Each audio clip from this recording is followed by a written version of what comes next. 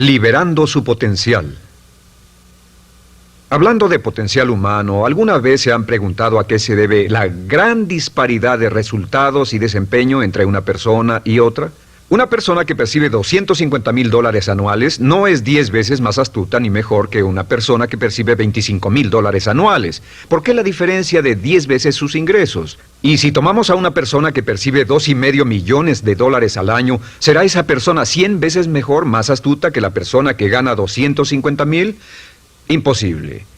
En un estudio reciente de coeficiente intelectual probaron a 1,000 personas de una cierta población y llegaron a la conclusión de que la mejor persona entre los 1,000 solo era 2,5 veces más astuta que la persona de menor coeficiente intelectual. Solo 2,5 veces la disparidad, y tal vez eso sea con toda la población.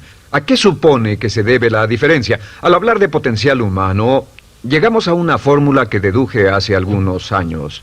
Tal vez eso lo explique un poco. La fórmula comienza con lo que llamamos AI, o sea, atributos innatos, las cualidades, la inteligencia, la habilidad, el temperamento, cosas con las que se nace que no pueden cambiarse mucho. Además de los atributos adquiridos.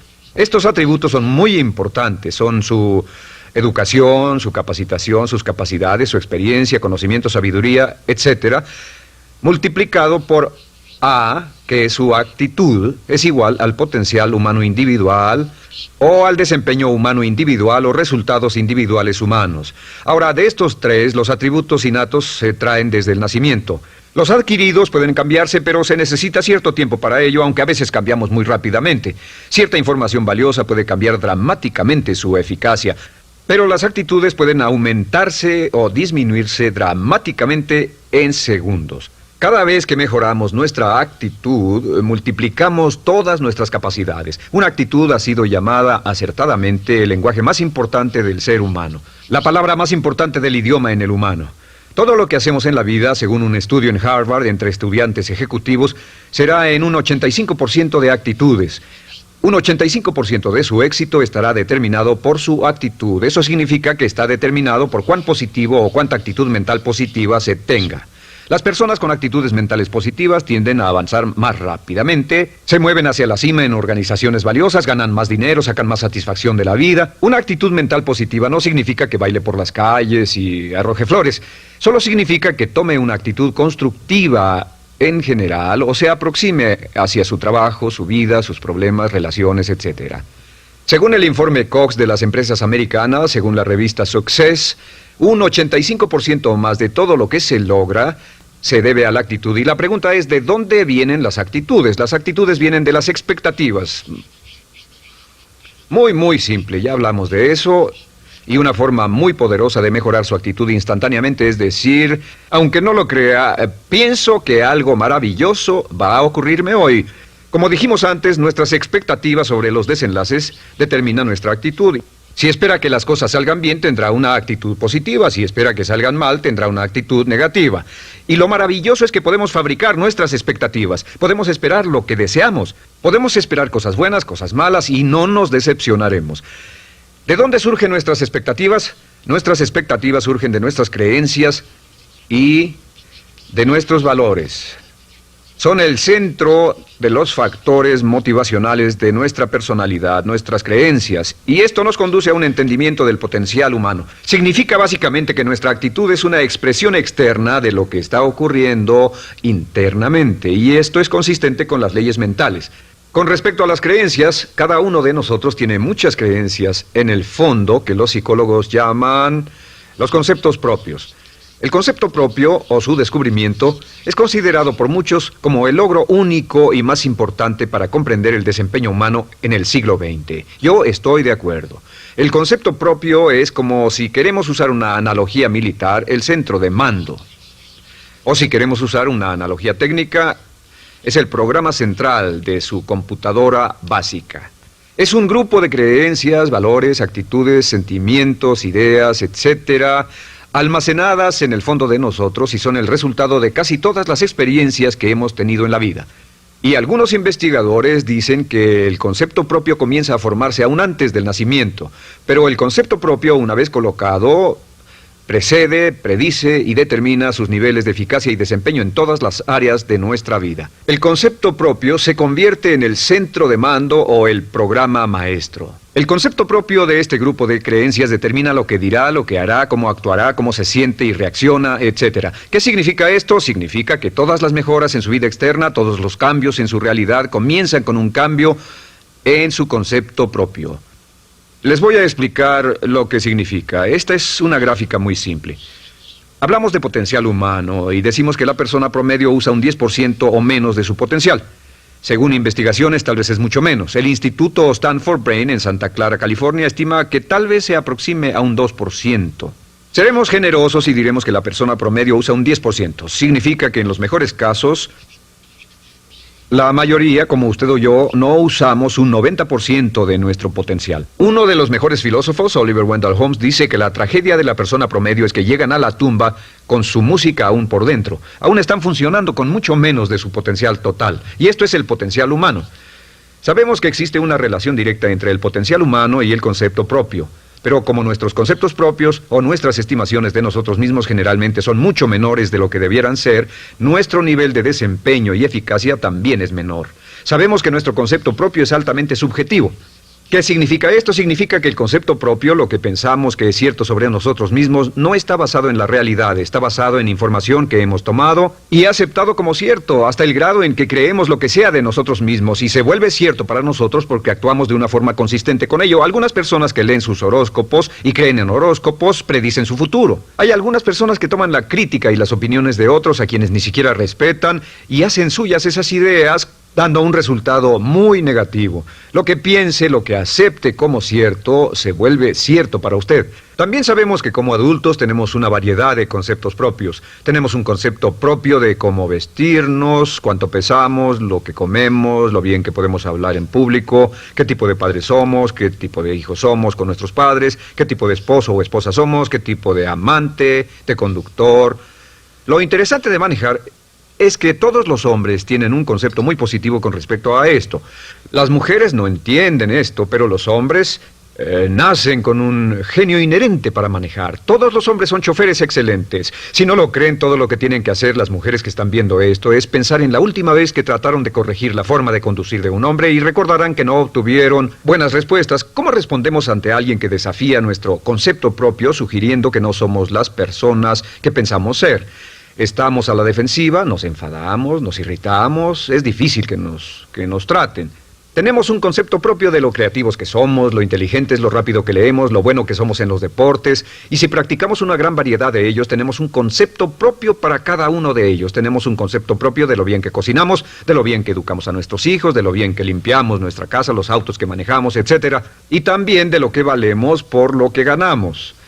Es muy interesante saber que nunca ganamos más del 10% de nuestro concepto propio en ingresos. Nuestro concepto propio determina nuestro nivel de ingresos. Este nivel de concepto propio se llama zona de confort. Y aunque querramos más dinero, veremos que la tendencia humana natural de todas las actitudes es luchar por lograr entrar a la zona de confort y luego quedarnos ahí. Si ganamos un 10% por encima de nuestro concepto propio de ingresos, tendremos una necesidad imperante de deshacernos de ese dinero. Lo donaremos, lo gastaremos en forma extravagante y hasta lo perderemos si recibimos demasiado. Las personas que ganan la lotería siempre están quebradas a los 2 o 3 años. Queman el dinero porque ese dinero está más allá de su concepto propio. Si gana 10% o menos de su nivel de concepto propio, se descubrirá luchando, trabajará más duro, más tiempo, pensará en forma más creativa, buscará diferentes formas para aumentar sus ingresos o sus segundos ingresos. La única forma de mejorar cualquier parte de su vida, incluyendo sus ingresos, es aumentando el nivel del concepto propio de sus ingresos, comenzando a pensar en usted como si estuviera ganando más dinero. Si quiere bajar de peso, la única forma en que podrá lograrlo es pensando en que está delgado. Piense en usted mismo como una persona más delgada. Si quiere volverse una persona más popular, más amorosa, más feliz o más sana, comience a pensar una y otra vez en esas cosas hasta que se vuelvan parte de su nuevo concepto propio. Hablaremos de eso más adelante. Es una parte esencial de la programación de su mente hacia el éxito. Su concepto propio global está determinado por el promedio de sus conceptos propios en las áreas que considere importantes. Ahora, su concepto propio está formado de 3 partes críticas. La primera parte del concepto propio es el ideal propio. El ideal propio es la persona que más desearía ser, es su idea de lo que constituye un ganador, es su visión ideal de lo mejor que puede ser usted. Nada más, una de las cosas que sabemos de las personas con éxito es que las personas con éxito tienen ideales propios muy claros, ideales claros de quién quieren ser en el futuro. Las que no tienen éxito tienen ideales muy vagos. El número 2 es la autoimagen. La autoimagen es como un retrato de cómo se ve a sí mismo y lo que piensa de sí mismo. La autoimagen es el espejo interno, es como se percibe a sí mismo ahora en su desempeño actual, en forma cotidiana. La tercera parte es su autoestima. Su autoestima es cómo se siente consigo mismo. Cómo se siente consigo mismo es la fuerza motriz, el motor, la fuerza poderosa dentro de su subconsciente. Es la fuerza de energía dentro de su concepto propio y determina casi todo lo que le pasa. La mejor definición de autoestima es cuánto se agrada a sí mismo. Cuánto se agrada a sí mismo como esposo, cuánto se agrada a sí mismo como empleado, cuánto se agrada a sí mismo como jefe, como inversionista, como orador profesional, como atleta, etcétera. Según se agrade a sí mismo, su nivel de autoestima, su sentimiento emocional global respecto a cualquier área de su vida, determina su desempeño y su eficacia en dicha área. Lo sorprendente es que se convierte en lo que piensa, su concepto propio es maleable, su autoestima puede formarse repitiendo una y otra vez, me agrada mi persona, me agrada mi persona, me agrada mi persona.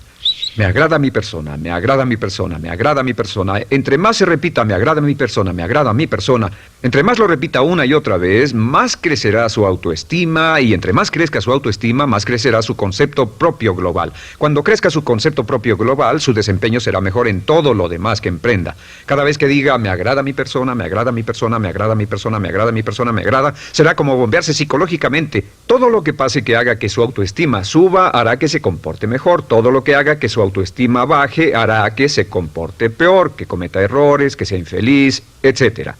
Un punto crítico de agradarse a sí mismo, sobre autoestima y agradarse a sí mismo, es que, número 1, nunca puede querer a nadie más de lo que se quiere a sí mismo. Que su nivel de autoestima es determinante de la calidad de relaciones que tenga con los demás. Y número 2, es que nunca puede esperar que nadie más lo quiera o respete más de lo que se respeta a sí mismo. Cuanto se agrade o se respete a sí mismo, determina sus actitudes hacia usted. Todas las escuelas de psicología actualmente están de acuerdo en el hecho de que depende de lo que usted realmente se quiera y se respete a sí mismo como un ser humano valioso e importante, tiene efecto sobre todo lo que le pase. Cuánto se agrade a sí mismo, y lo que puede hacer es mejorar su autoestima diciendo me agrada mi persona, me agrada mi persona, me agrada mi persona, me agrada mi persona. Y esto nos lleva a la pregunta, ¿de dónde viene el concepto de autoestima?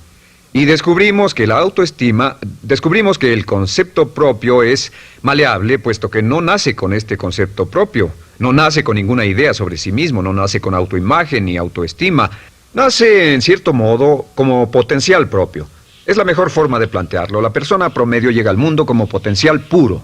Y no tiene el concepto propio de que todo lo que es ahora, todo sentimiento que tiene, toda actitud o valor, tuvo que aprenderlo en el transcurso de su vida.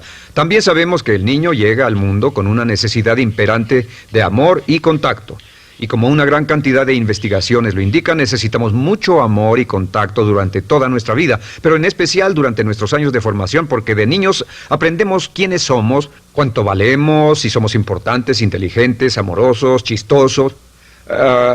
Todo esto lo aprendemos por la forma en que nuestros padres nos tratan. Si nuestros padres, nuestros parientes, tíos o tías, en especial nuestros padres, nos tratan como si fuéramos realmente importantes, crecemos pensando que somos realmente importantes, pero si nuestros padres no lo hacen, pasa algo más. Sabemos que los primeros años de vida son los más importantes para el desarrollo del concepto propio, que un niño comienza a partir de cero. El niño nace sin saber quién es él o ella. Son sumamente valiosos el primero, segundo, tercero, cuarto y quinto años de vida. Algunos psicólogos pensaban que eran los 5 primeros años, pero ahora dicen que son los 3 primeros años. En sus 3 primeros años de vida el niño aprende quién es y dicen que si se les da suficiente cantidad y buena calidad de amor en los 3 a 5 primeros años, los prepara usted de por vida. Los coloca en una base sólida de autoestima y confianza en sí mismos, valor e importancia realmente. Existe una relación directa entre la calidad y la cantidad de amor y el desarrollo de una personalidad sana. Entre más amor, amor incondicional, reciba un niño en sus años formativos, más fuerte será la base de su personalidad. El reverso de la educación es que casi todos los problemas de psicosis, neurosis, perturbaciones de la personalidad y problemas de comportamiento surgen de los problemas que se tengan con el concepto propio. Ahora observemos a los adultos. Aquí está nuestra personalidad adulta. Si nos observamos, podemos llegar a reparar nuestras bases, por así decirlo, repitiéndonos una y otra vez: me agrada mi persona, me agrada mi persona, me agrada mi persona, y llevamos ese concreto reparador hacia la base de nuestra personalidad. Los niños necesitan el amor como las rosas necesitan la lluvia. Los niños que carecen de amor a menudo mueren por escasez de amor. Es una enfermedad llamada marisma. Ahora, ¿qué más sabemos sobre los niños? Sabemos que los niños llegan al mundo con dos atributos notables. El primero es que no sienten temor. Los niños nacen sin temores. No temen a nada excepto a caerse y a los ruidos fuertes. Y esto se expresa en sus actitudes: yo puedo. Los niños llegan al mundo pensando que pueden hacer cualquier cosa, y quien haya criado a un niño hasta la edad de 3, 4 o 5 años sabe que debe pasar esos primeros años evitando que se maten, porque son como pilotos japoneses, porque no le tienen miedo a nada. Su segundo atributo es que llegan al mundo totalmente espontáneos. Dicen lo que quieren, hacen lo que quieren, son totalmente desinhibidos. Totalmente. Ellos no temen hacer nada de lo que desean, y esto se expresa en su actitud: no quiero. No tengo que hacerlo. Si ha tratado de controlar a un niño, lo habrá visto. Lo primero que dicen cuando comienza a darle órdenes, lo primero que aprenden es: no tengo que hacerlo. Claro, a veces cambiamos sus mentes de una u otra forma, pero estos son los dos atributos con los que los niños llegan al mundo. Llegan al mundo sin temores y desinhibidos. ¿Qué significa esto? Significa que nuestro derecho innato natural es no ser temerosos y ser desinhibidos.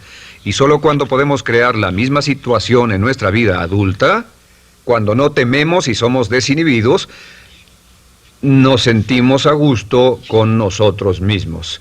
Las mejores organizaciones, las mejores compañías son las que crean un ambiente donde nos sentimos sin temores y sin reservas para ser nosotros mismos y para hacer lo mejor de nosotros.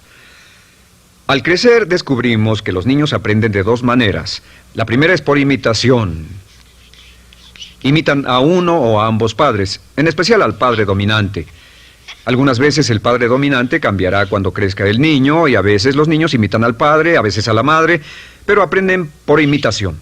Muchas características y hábitos que tenemos como adultos los aprendimos de nuestros padres. ¿Alguna vez ha tenido la oportunidad, ha tenido la ocasión de gritarle o reñirle a uno de sus hijos? Verá que le dice las mismas cosas que le dijo su padre a usted cuando era niño.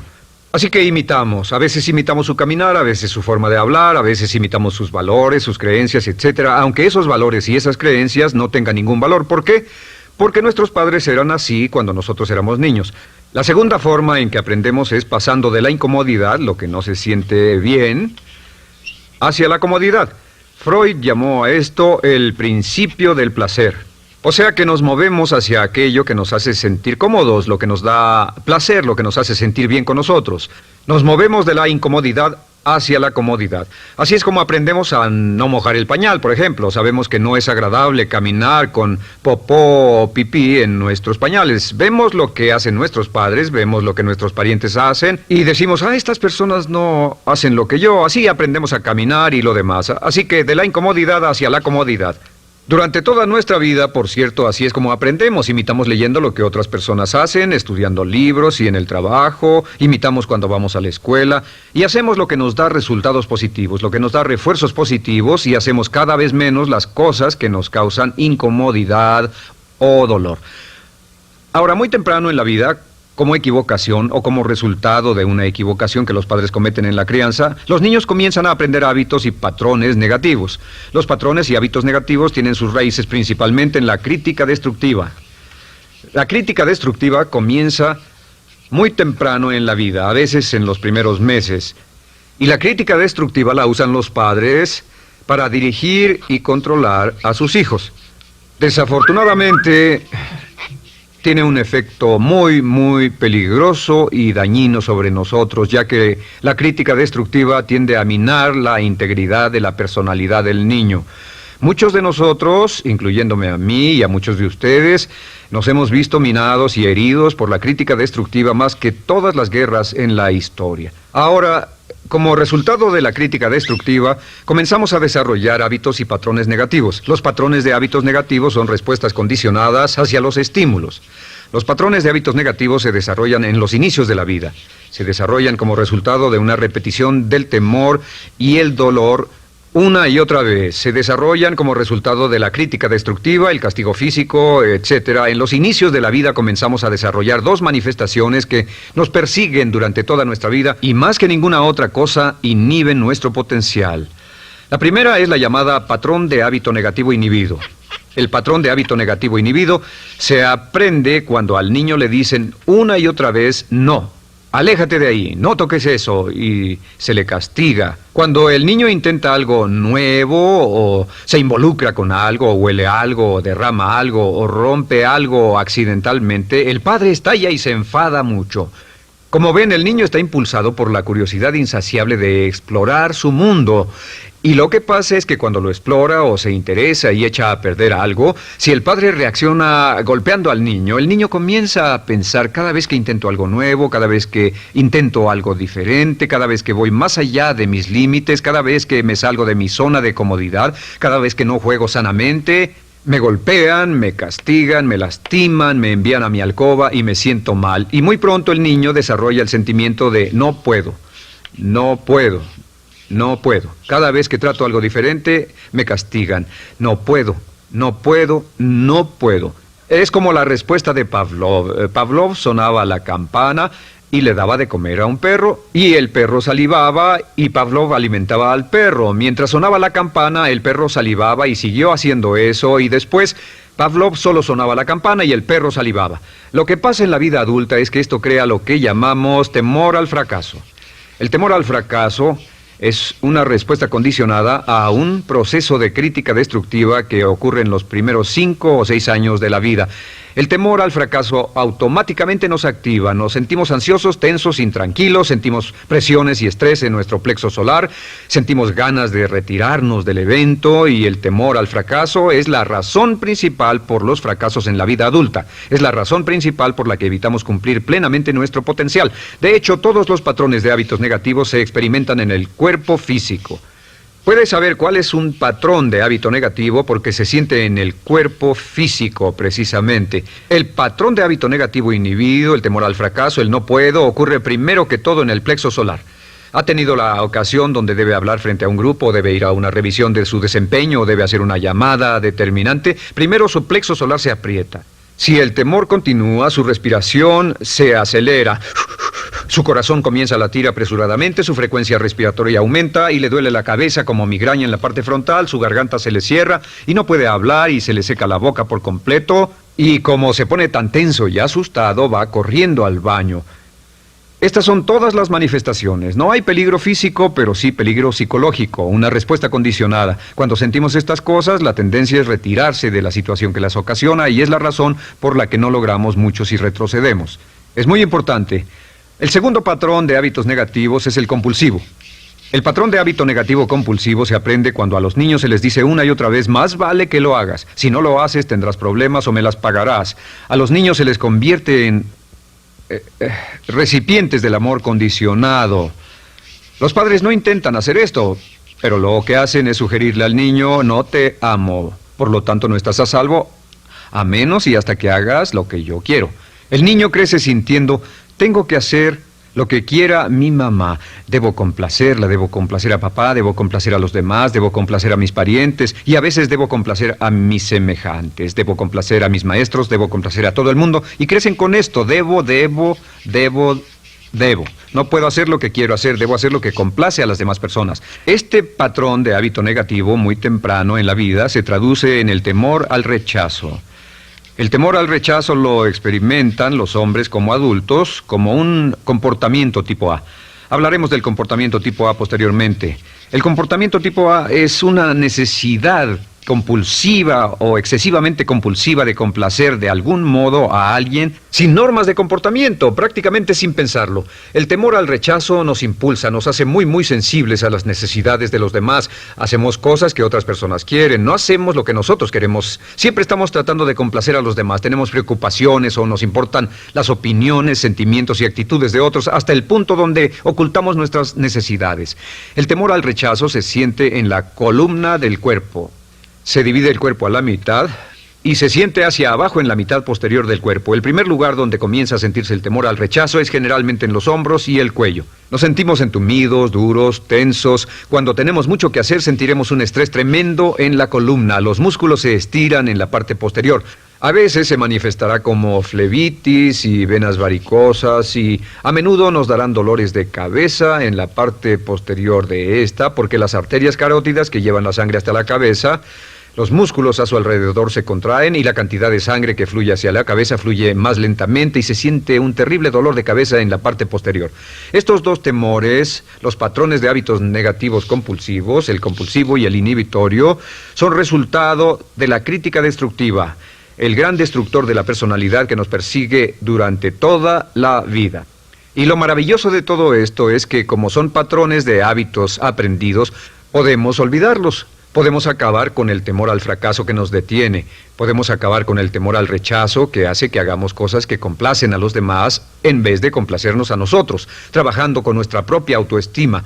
Porque existe una relación inversa entre la autoestima y el patrón de hábitos negativos. Porque entre más se agrade a sí mismo, menos teme al fracaso. Entre más se agrade a sí mismo, menos teme al rechazo. Entre más se agrade a sí mismo, menos temerá a cualquier cosa. Y si sigue repitiendo, me agrada mi persona, me agrada mi persona, me agrada mi persona una y otra vez, si sigue diciendo esto, con el tiempo su autoestima sube más y más y más y más y sus temores desde luego bajan. Cuando su autoestima sube, sus temores van en dirección opuesta. Ahora, ¿cómo enfrentar la crítica destructiva si debe criticar a otras personas? Pues eso es muy simple. Muchos padres nos han preguntado eso. ¿Cómo se controla a los niños? Una de las claves para controlar a los niños es dirigirlos para que hagan algo constructivo en lugar de hacer algo destructivo. Otra cosa que debe recordarse es que lo que quiere hacer es que quiere dar una crítica informativa, crítica constructiva, lo que significa que se les dice a los niños lo que pueden hacer o a los adultos lo que pueden hacer mejor. Todo el propósito de dar retroalimentación de cualquier tipo es mejorar el desempeño. Si es padre o si es jefe o si es una persona en una relación, si una persona está haciendo algo malo o inadecuado, todo el propósito de darles cualquier tipo de retroalimentación es para que puedan hacerlo mejor. Sin embargo, existe una relación directa entre la autoestima y la crítica destructiva. Cada vez que se critica a una persona, su autoestima baja. Y cada vez que su autoestima baja, su habilidad para desempeñarse baja. Si critica a una persona en forma destructiva demasiado tiempo, llegará a un punto donde no intentarán nada. Se convierte en lo que llamamos hipersensible. Un adulto hipersensible es aquel que no puede aceptar críticas de nadie. Un adulto hipersensible es una persona que está muy tensa, ansiosa, si siquiera sugiere que no está haciendo lo correcto. Si trata con un adulto hipersensible, la clave es sentarlo y recordar 4 cosas. Número 1, comenzar con alabanzas.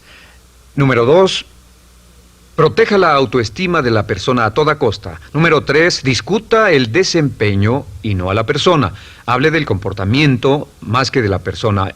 Y número 4 es enfocarse hacia el futuro en vez de en el pasado. Enfóquese hacia lo que va a hacerse en forma diferente en el futuro en vez de lo que pasó en el pasado. ¿Por qué? Una razón muy simple, porque una persona no puede controlar el pasado. Al no poder controlar el pasado, cualquier crítica de lo que han hecho en el pasado les da un estrés tremendo y frustración. Así que, en resumen, la clave del éxito en la vida es una actitud mental positiva. Una actitud mental positiva se basa en expectativas de éxito, de una serie de expectativas positivas. Esa serie de expectativas positivas se basa en sus creencias y en su concepto de sí mismo. El centro de su concepto propio que determina su eficacia en la vida es su autoestima, y su autoestima se mide por cuanto se valore a sí mismo. Las dos cosas que nos frenan más que nada son el temor al fracaso y el temor al rechazo. Y uno de nuestros secretos centrales de éxito es este: Conviértase en un organismo generador de autoestima perpetua. Haga continuamente cosas para usted mismo, hacia sí mismo en su vida, que hagan que se agrade a sí mismo, que se ame, que se acepte, que se respete, que hagan que se sienta fantástico con usted mismo. Si es un jefe o un padre, no olvide que la clave para el máximo desempeño en su hogar y en su trabajo es hacer que las personas se sientan maravillosamente consigo mismas. Entre mejor se sienta consigo mismo y más se agrade, más probable será que logre que las personas a su alrededor lo quieran, lo acepten, lo respeten, se respeten.